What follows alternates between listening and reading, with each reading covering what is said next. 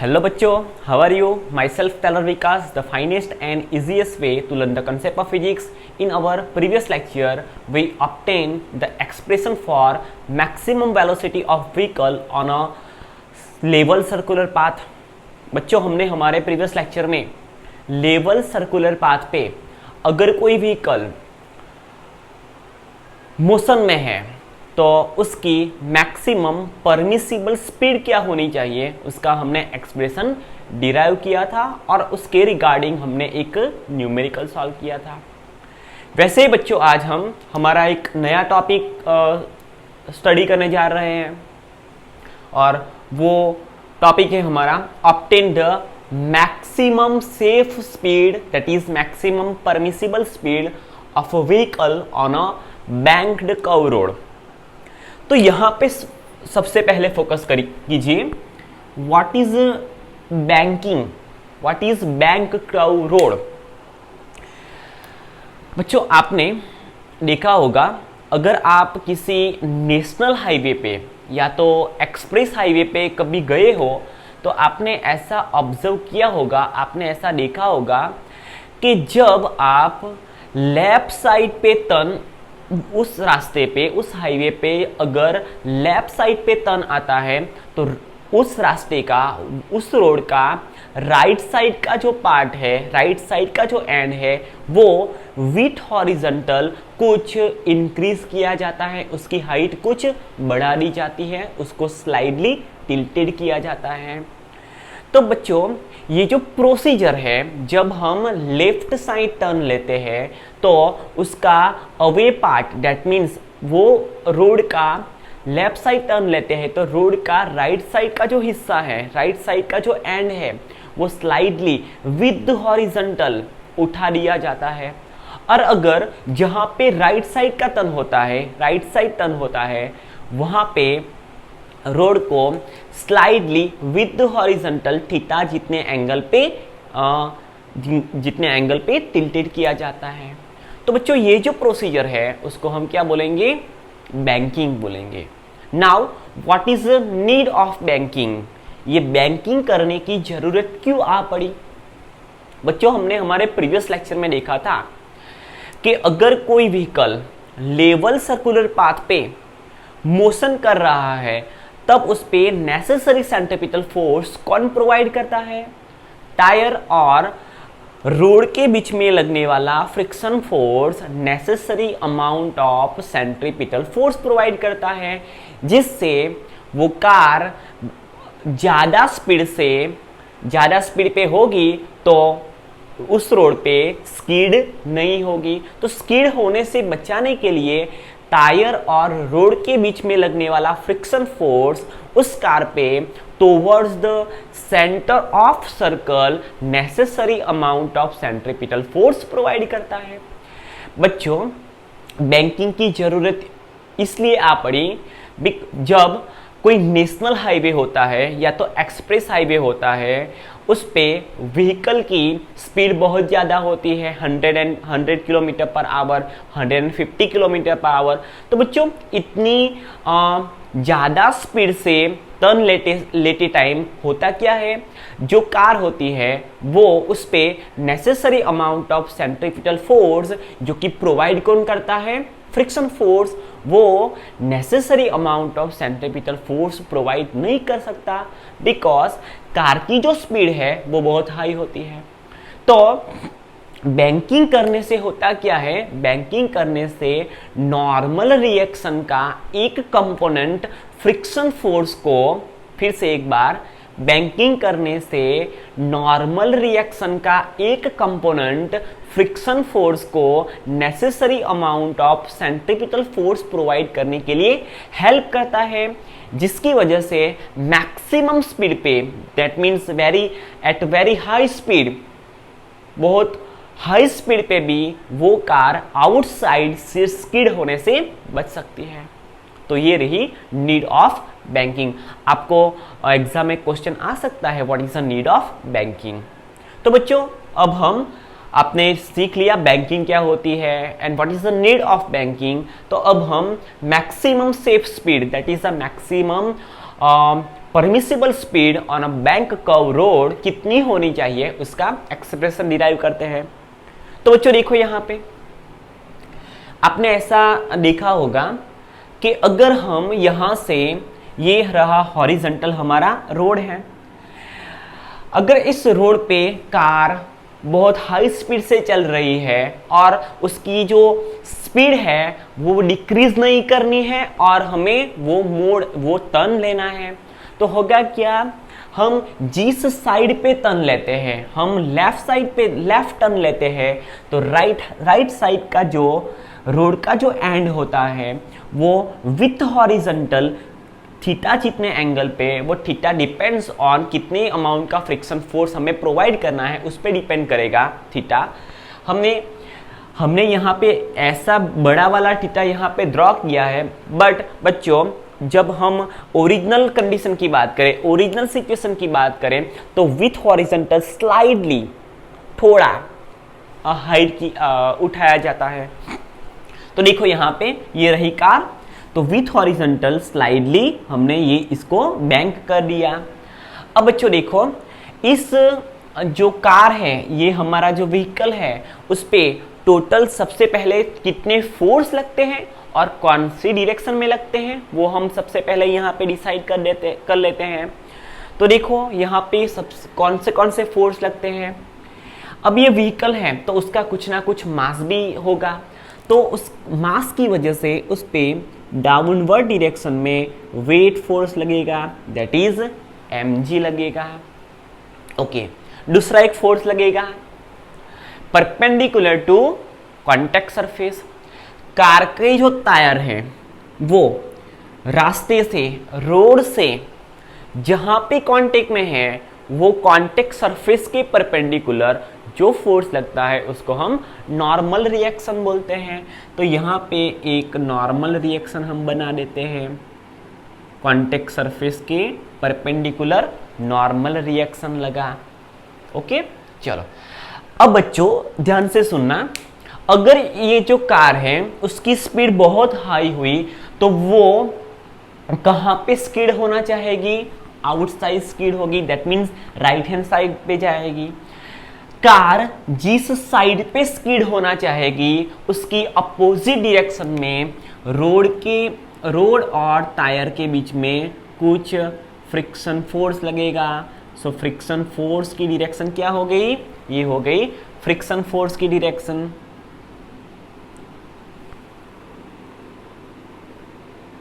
Okay, दोनों के contact surface के अलोंग कार जिस साइड पे स्किड होना चाहती है उसकी अपोजिट डायरेक्शन में जो फोर्स लगता है उसको हम फ्रिक्शन फोर्स बोलते हैं। In this case friction force कौन सा वाला फ्रिक्शन फोर्स होगा, स्टैटिक फ्रिक्शन फोर्स होगा।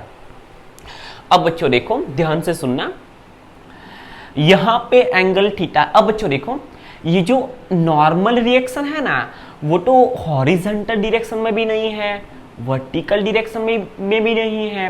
तो ये जो नॉर्मल रिएक्शन है उसके दो कंपोनेंट पड़ेंगे।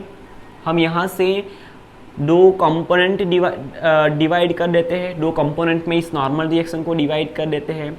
ये रहा फर्स्ट कंपोनेंट एंड ये रहा हॉरिजॉन्टल डायरेक्शन में नॉर्मल रिएक्शन का सेकेंड कंपोनेंट।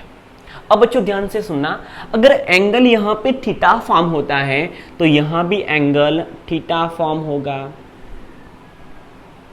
बात समझ में आई? अगर ये एंगल थीटा होगा तो ये वाला एंगल भी थीटा होगा। और ये हमारा नॉर्मल रिएक्शन है, ये नॉर्मल रिएक्शन है। तो नॉर्मल रिएक्शन का एक ऐसा कंपोनेंट जो एंगल फॉर्म करता है उसको हम नॉर्मल रिएक्शन का कॉस थीटा कंपोनेंट बोलेंगे, और एन कॉस थीटा के परपेंडिकुलर कंपोनेंट को हम एन साइन थीटा बोलेंगे। तो ये रहा नॉर्मल रिएक्शन, दो कंपोनेंट में डिवाइड हो गए। ओके, और आप उसकी डायरेक्शन भी यहाँ पे देख सकते हो। बच्चे दूसरी बात, यहाँ पे जो फ्रिक्शन फोर्स है उसके भी दो कंपोनेंट पड़ेंगे। देखो यहाँ पे फ्रिक्शन फोर्स कुछ इस तरह से लग रहा है, कुछ ऐसे लग रहा है। तो उसके दो कंपोनेंट यहाँ पे मिलेंगे हमें, एक हॉरिजॉन्टल डायरेक्शन में, एक वर्टिकल डायरेक्शन में। अब बच्चों देखो यहाँ पे आपको मैथ्स में थोड़ा तो पता होगा, अगर एंगल यहाँ पे थीटा फॉर्म होता है तो ऑब्वियसली यहाँ पे फॉर्म होने वाला एंगल भी थीटा होगा। तो अगर ये एंगल थीटा हो गया और ये हमारा फ्रिक्शन फोर्स है, तो ये वाला जो कंपोनेंट है वो फ्रिक्शन फोर्स का कॉस थीटा कंपोनेंट होगा, और ये वाला जो कंपोनेंट है वो फ्रिक्शन फोर्स का साइन थीटा कंपोनेंट होगा। ओके, तो हम यहाँ पे लिख लेते हैं, ये वाला जो कंपोनेंट है एन साइन थीटा की डायरेक्शन में ही जो लगता है वो एफ एस का कॉस थीटा कंपोनेंट होगा, फ्रिक्शन फोर्स का कॉस थीटा कंपोनेंट होगा। एंड एम जी को सपोर्ट करने वाला डाउनवर्ड डायरेक्शन में जो फ्रिक्शन फोर्स लगेगा उसको हम F S sine theta component बोलेंगे फ्रिक्शन फोर्स का। ओके, इतने फोर्स, इससे ज़्यादा कोई फोर्स लग रहा है, हमने कुछ मिस तो नहीं कर दिया ना? देख लेते हैं फिर से एक बार। एक तो व्हीकल का कुछ मास है और मास की वजह से वेट फोर्स लगता है। दोनों के कॉन्टेक्ट सरफेस, रोड और टायर के कॉन्टेक्ट सरफेस के परपेंडिकुलर कुछ नॉर्मल रिएक्शन लगता है। नॉर्मल रिएक्शन दो कंपोनेंट में डिवाइड हो गए। दोनों के, दैट मीन्स टायर और रोड के कॉन्टेक्ट सरफेस के अलोंग कार और व्हीकल जिस डायरेक्शन में स्किड होना चाहेगी उसकी अपोजिट डायरेक्शन में फ्रिक्शन फोर्स लगेगा। उसके भी दो कंपोनेंट हमने यहाँ पे लिख लिए। ओके, मैक्सिमम इतने फोर्स लगते हैं। चलो अब हम कौन सा फोर्स किस डायरेक्शन में लगता है उसकी बात कर लेते हैं। Force is acting on a vehicle पे टोटल कितने फोर्स लगते हैं? तो सबसे पहला तो उस पे वेट फोर्स लगेगा, that means weight of car और वेट ऑफ व्हीकल। ये जो व्हीकल है उसका अपना वेट। सेकंड जो फोर्स लगेगा वो नॉर्मल रिएक्शन होगा, नॉर्मल रिएक्शन होगा। बच्चों हम यहाँ पे डायरेक्शन भी लिख लेते हैं। वेट फोर्स की डायरेक्शन क्या होगी? डाउनवर्ड, वो ऑलवेज डाउनवर्ड होता है। चलो, normal reaction perpendicular to contact surface,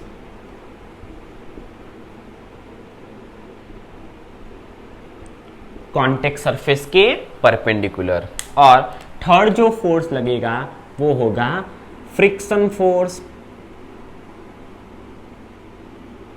friction force along the contact surface. Friction force लगेगा और उसकी डायरेक्शन क्या होगी? Along the contact surface.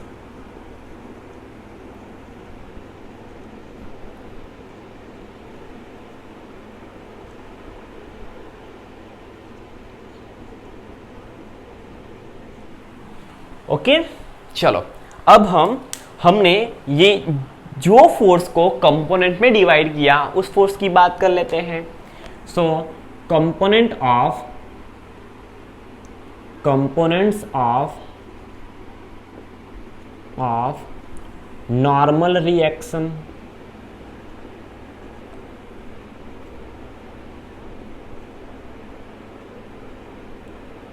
And normal reaction N के कंपोनेंट। चलो सबसे पहला हम अपवर्ड डायरेक्शन वाला लिख लेते हैं, एन कॉस थीटा। कौन से डायरेक्शन में? अपवर्ड डायरेक्शन में, तो अपवर्ड्स। ओके, और एक रहा N sine theta, N sine theta जो यहाँ पे किस डायरेक्शन में लग रहा है? Towards the centre. पता चल रहा है ना? ये सर्कल हम ऐसे लेफ्ट टर्न लेंगे तो ये क्या होगा? सर्कल का क्या होगा? सर्कल बनने वाला जो सर्कल है उसका ओरिजिन होगा। तो यहां पे हम लिख सकते हैं towards the centre, towards the centre, towards the centre. चलो अब हम कंपोनेंट की बात करते हैं।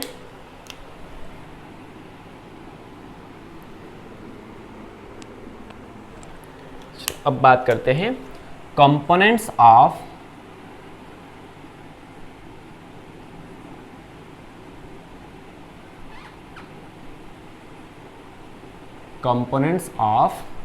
Friction force.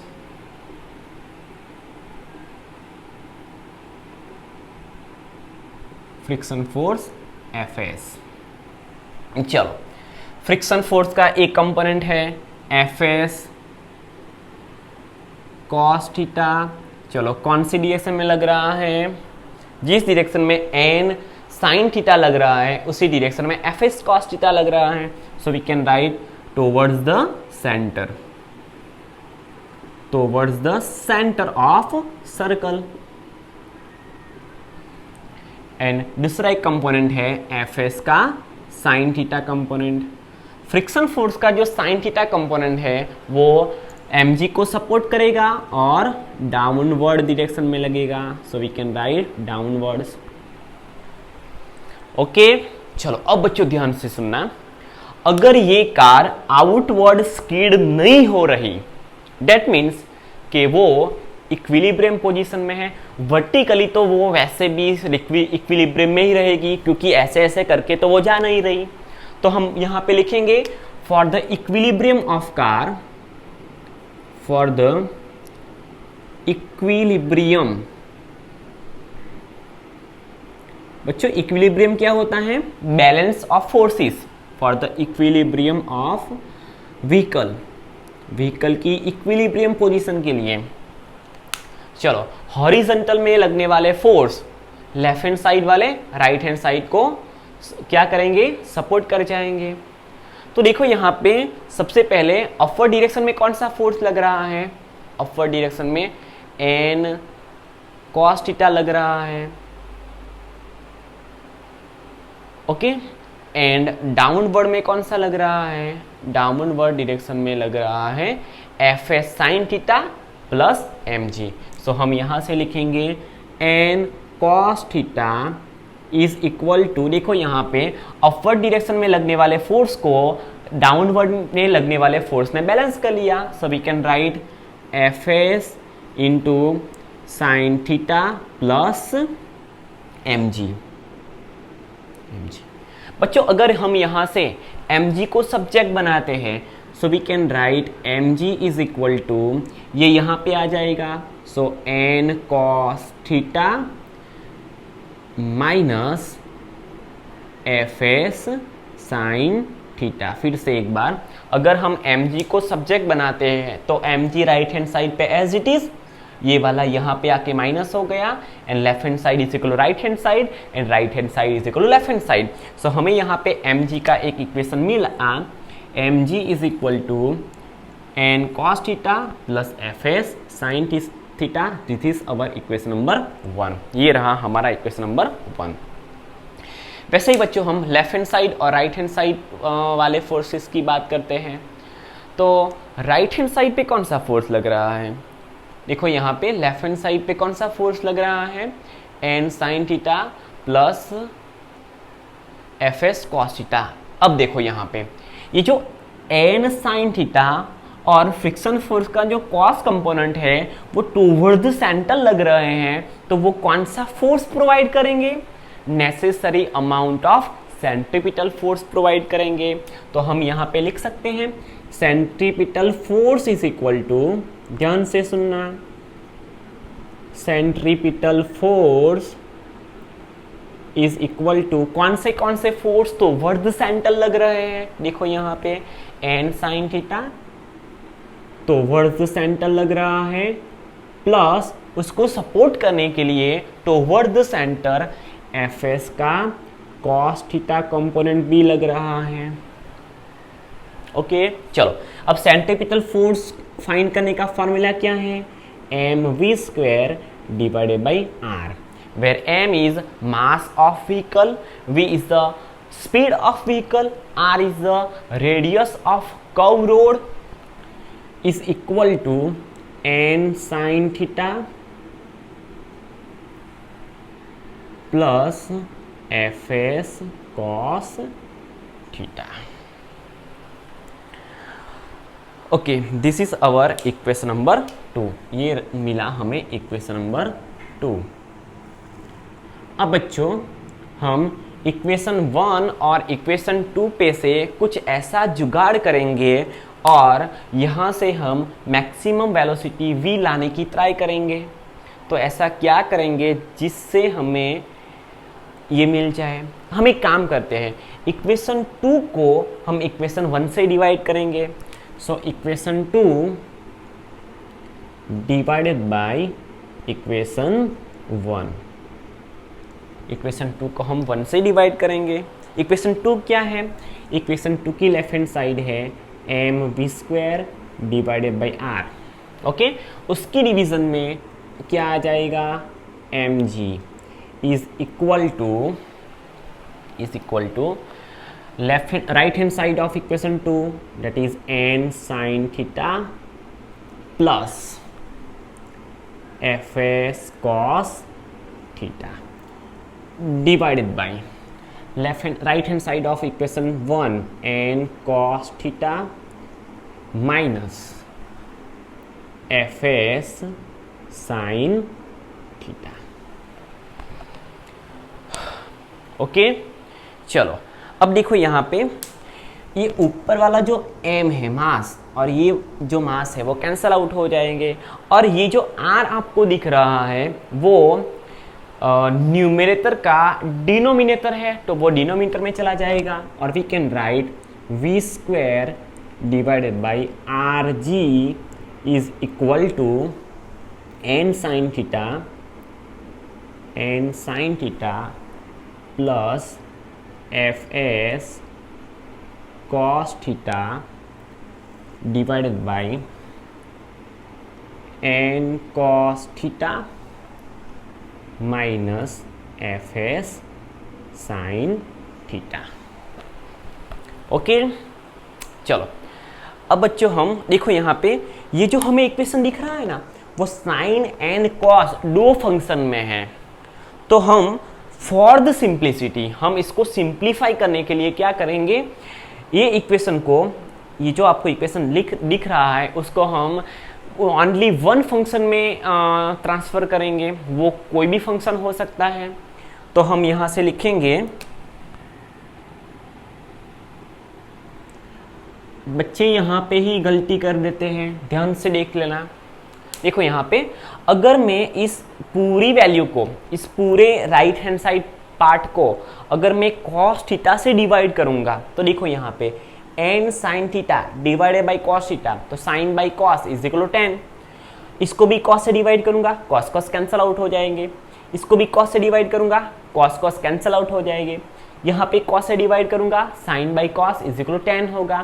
दैट मीन्स के राइट हैंड साइड जो पोर्शन है वो only one function that is 10 में ट्रांसफर हो गया। तो हम ऐसा करने के लिए क्या करेंगे, divided by right hand side of equation, इसको हम 3 दे देते हैं। चलो हमारी तो घर की खेती है, जितने भी इक्वेशन देना चाहते हो दे सकते हो। Equation right hand side of equation 3 is divided by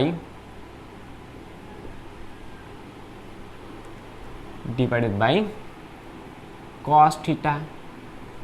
चलो तो इसको हम फिर से लिखते हैं, therefore v square by R G is equal to n sign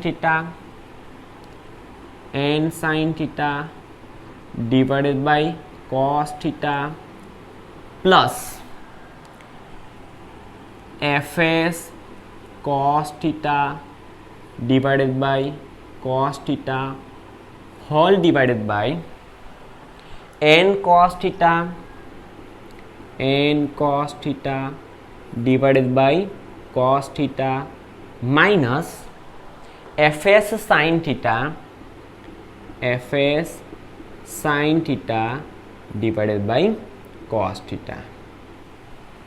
okay, चलो अब देखो यहाँ पे साइन बाई कॉस तो वो क्या हो जाएगा, 10 हो जाएगा। So we can write v square by are g is equal to n as it is sin by cos, that is tan theta, plus cos cancel out, so we can write fs divided by cos cancel out, so we can write n plus, sorry minus है, so minus sin by cos, that is tan, so fs tan theta.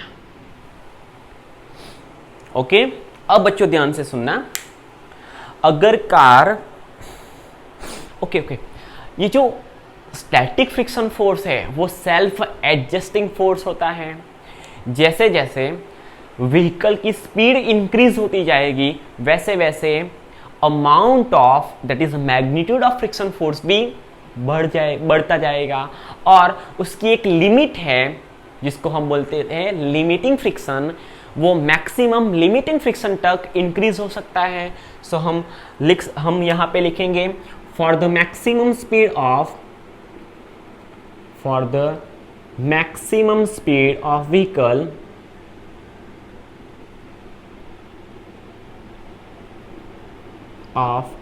Vehicle fs become fs maximum. ये static friction force है वो अपनी maximum value gain कर लेगा at maximum speed of vehicle. So हम यहां से लिख सकते हैं v स्क्वायर की जगह पे हम क्या लिखेंगे, v square maximum, by velocity भी मैक्सिमम हो गई तो उसके अकॉर्डिंग में फ्रिक्शन फोर्स भी मैक्सिमम हो गया, divided by R G is equal to n as it is tan theta b as it is plus fs की जगह पे हम लिखेंगे fs maximum divided by n as it is minus fs maximum into tan theta.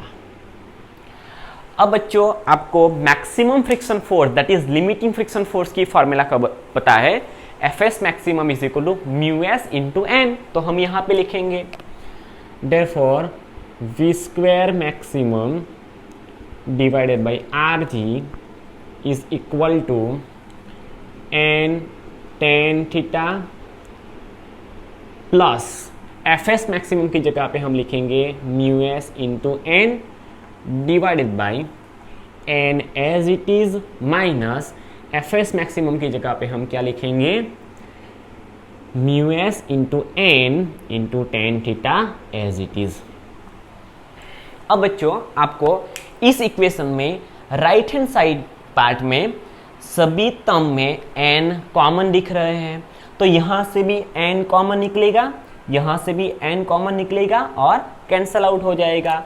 So we can write v square maximum is divided by R G is equal to n cancel out हो गए, so tan theta plus mu s divided by 1 minus mu S tan theta. Okay, चलो अब हम v square find करते हैं, v square maximum. So v square maximum is equal to, ये जो R G है वो राइट हैंड साइड पे चला जाएगा और we can write R G, और इसको हम ब्रैकेट में लिखेंगे R G tan theta plus mu S, और we can write mu S plus tan theta, don't worry, 1 minus mu S tan theta. बच्चों ये तो हमें v स्क्वायर की वैल्यू मिली, अगर हम इसको v में ट्रांसफर करेंगे तो हमें क्या करना पड़ेगा, हम यहाँ पे, हमारे पास स्पेस नहीं है बच्चों, तो हम यहाँ पे ही कुछ जुगाड़ करते हैं। हमें यहाँ पे v मैक्स की वैल्यू चाहिए, तो हम क्या करेंगे, यहाँ से स्क्वायर को हटा देंगे और यहाँ पे पूरे में स्क्वायर रूट लगा देंगे। So square root of are G into whole bracket. So ये रही मैक्सिमम स्पीड की वैल्यू। ओके, ये रही मैक्सिमम स्पीड की वैल्यू।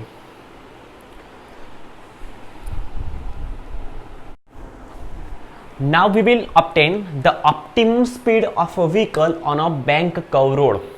तो बच्चों हमने अभी बैंक कर्व रोड पे कोई व्हीकल की मैक्सिमम परमिसिबल स्पीड क्या होनी चाहिए उसका एक एक्सप्रेशन डिराइव किया, और वो एक्सप्रेशन था Vmax is equal to maximum speed of a vehicle on a bank curve road, Vmax is equal to square root of are g tan theta. तो हम इसको ऐसे भी लिख सकते हैं ना बच्चों, देखो यहाँ पे आर जी सेकेंड ब्रैकेट में हम यहाँ पे लिखेंगे mu S plus tan theta divided by 1 minus mu S tan theta.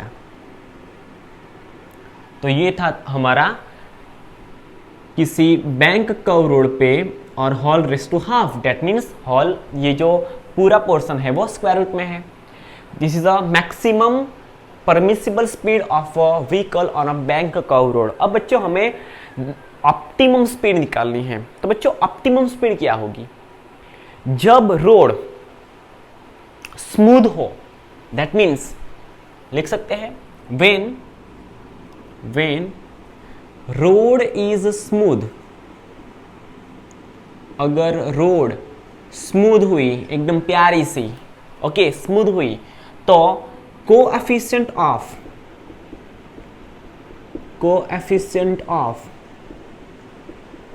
Friction,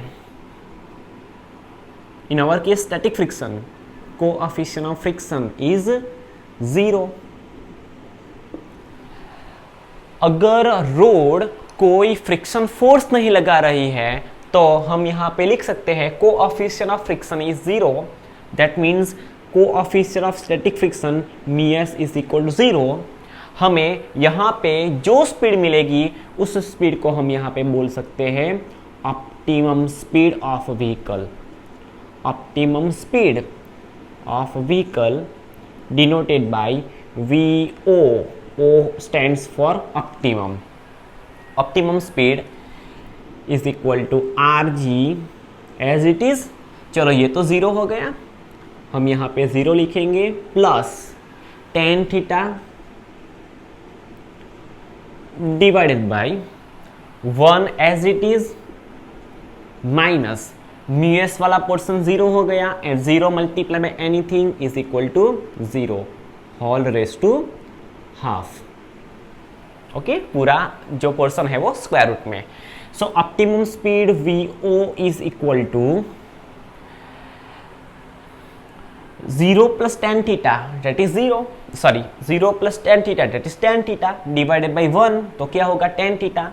सो हम यहाँ से लिख सकते हैं r g tan theta whole raise to half, और वी कैन राइट, और हम इसको ऐसे भी लिख सकते हैं और करके optimum speed of vehicle on bank curve road VO is equal to square root of are g tan theta. This is the expression of max optimum speed of vehicle on banked curve road। Okay, चलो अब बच्चों हम उसके regarding एक numerical देखते हैं। Illustration number 5.8।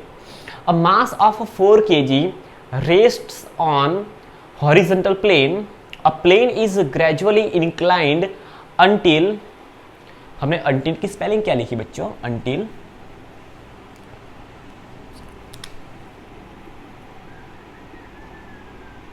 until at an angle theta is equal to 15 degree with the horizontal, the mass just begins to slide.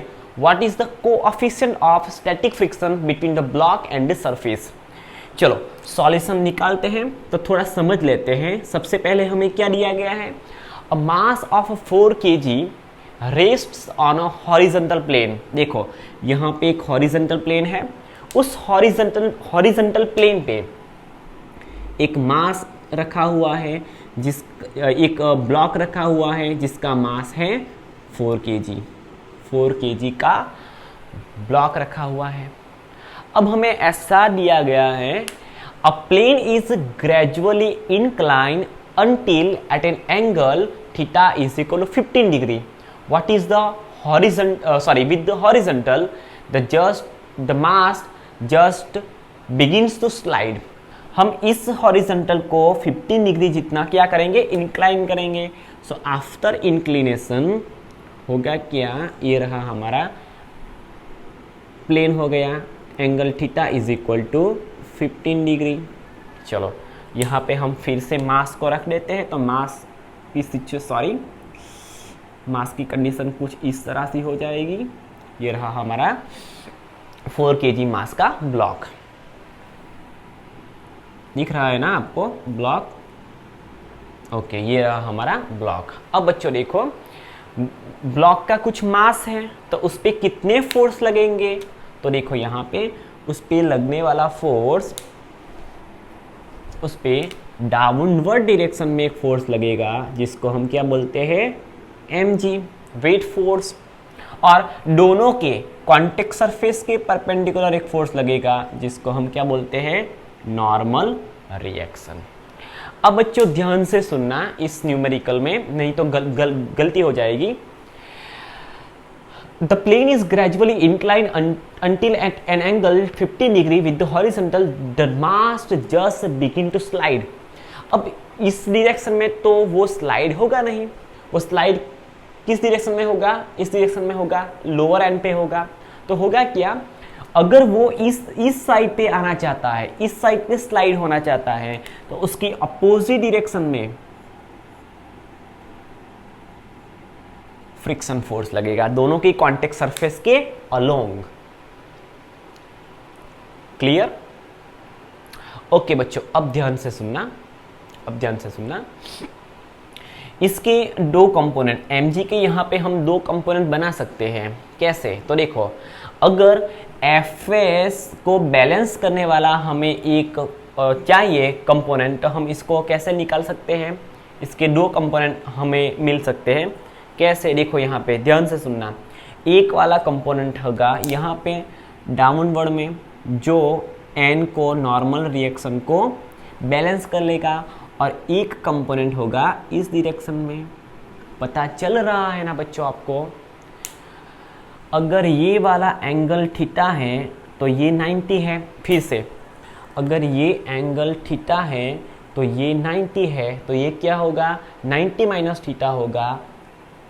ध्यान फिर से, जो देखो, ये अगर एंगल थीटा है तो ये एंगल यहाँ पे बनेगा 90, ये यहाँ पे बनेगा 90. तो ये वाला एंगल कौन सा बनेगा, 90 माइनस थीटा. 90 minus theta. यहाँ पे तो स्पेस भी नहीं है. ओके चलो यहाँ पे लिख लेते हैं 90 डिग्री माइनस थीटा. और ये पूरा एंगल 90 डिग्री है, उसमें से 90 माइनस थीटा चला गया, तो ये कौन सा एंगल हो जाएगा, ये हो जाएगा थीटा. सो mg का एक कंपोनेंट जो एंगल बना रहा है उसको हम क्या बोलेंगे, mg का cos थीटा. और mg cos थीटा के परपेंडिकुलर ये वाला जो कंपोनेंट है उसको हम बोलेंगे mg का sin थीटा कंपोनेंट. कौन सा कंपोनेंट हो गया, mg का sin थीटा कंपोनेंट हो गया. चलो अब फॉर द इक्विलिब्रियम हम इसकी कुछ बैलेंस फोर्स को यहाँ पे लिखते हैं. तो देखो, नॉर्मल रिएक्शन को किसने बैलेंस कर लिया, mg cos थीटा ने. तो हम यहाँ से लिखेंगे mg cos theta is equal to normal reaction. This is our equation number 1. दूसरी हमें एक इंफॉर्मेशन मिली कि mg sin थीटा ने क्या किया, mg sin थीटा ने किया फ्रिक्शन फोर्स को बैलेंस. और we can write, friction force ने किसको बैलेंस किया, mg sin थीटा को बैलेंस किया. This is our equation number 2. चलो बच्चों, अब हम इस पर कुछ जुगाड़ करते हैं. अगर हम इस इक्वेशन नंबर 2 को 1 से डिवाइड करते हैं तो mg कैंसिल आउट हो जाएगा, sine by cos that is tan हो जाएगा. So we can write equation number 2 divided by equation number 1.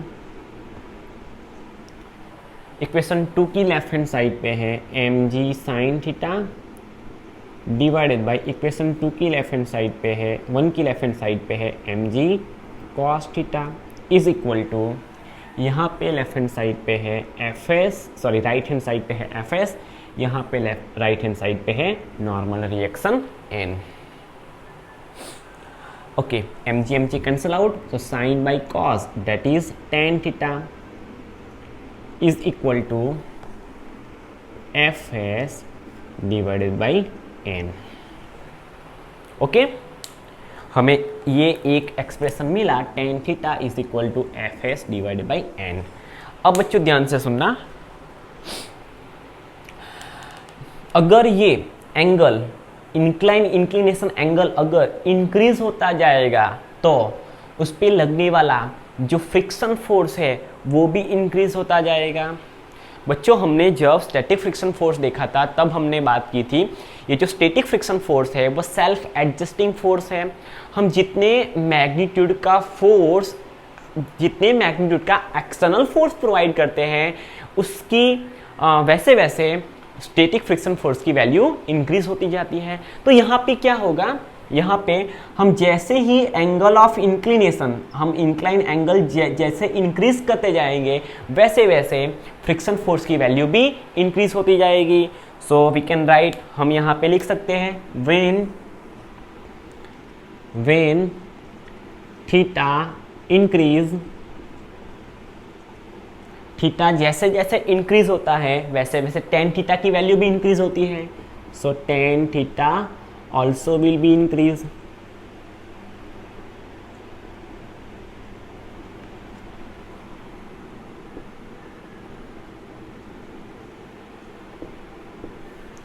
Okay, और and F S will be increase, static friction force की वैल्यू भी इंक्रीज हो जाएगी। बच्चों static friction force self adjusting force है तो उसकी कोई लिमिट हो सकती है और उस लिमिट को हम बोलेंगे maximum amount of static friction force, that is a maximum magnitude of static friction force. अब बच्चों ध्यान से सुनना, 15 डिग्री तक का इंक्लिनेशन पे ये जो ब्लॉक है वो डाउनवर्ड डायरेक्शन में स्लिप होना चाहता है, दैट मीन्स वो क्या होगा, स्लाइड कर जाएगा। तो ये जो थीटा है 15 डिग्री वो हमारा मैक्सिमम एंगल हो गया स्लाइड होने के लिए। तो हम यहाँ पे लिख सकते हैं at theta is equal to 15 degree, that means अगर हम ऐसा भी लिख सकते हैं theta max at maximum angle of theta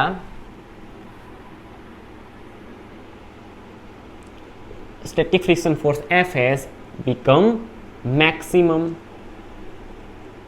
static friction force भी मैक्सिमम हो जाएगा। सो हम यहां से लिख सकते हैं tan थीटा, लेकिन थीटा कैसा हो गया, maximum.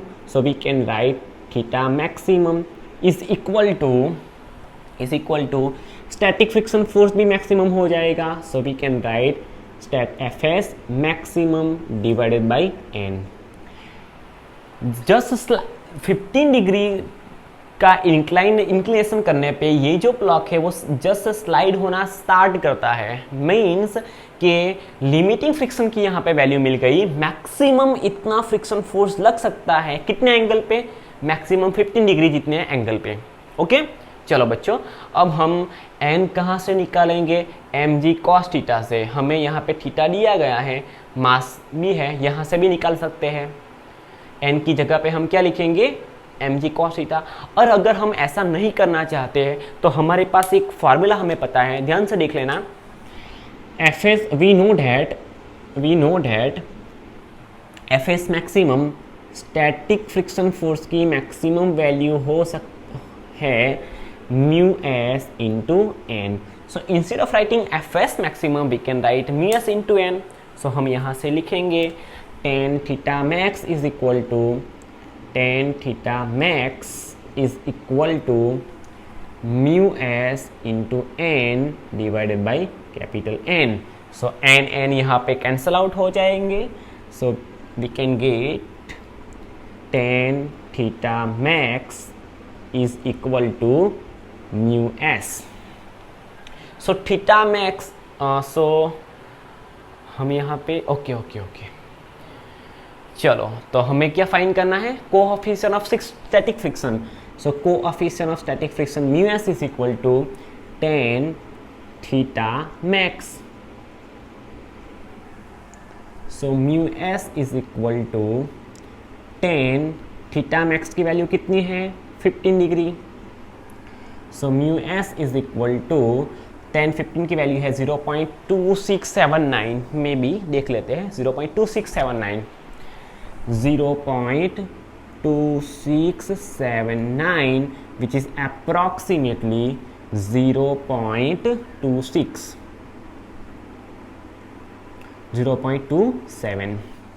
which is approximately 0.27। Okay, तो बच्चों आज हमने बैंक कर्व रोड पे कोई व्हीकल की मैक्सिमम परमिसिबल स्पीड क्या होनी चाहिए उसका एक एक्सप्रेशन डिराइव किया।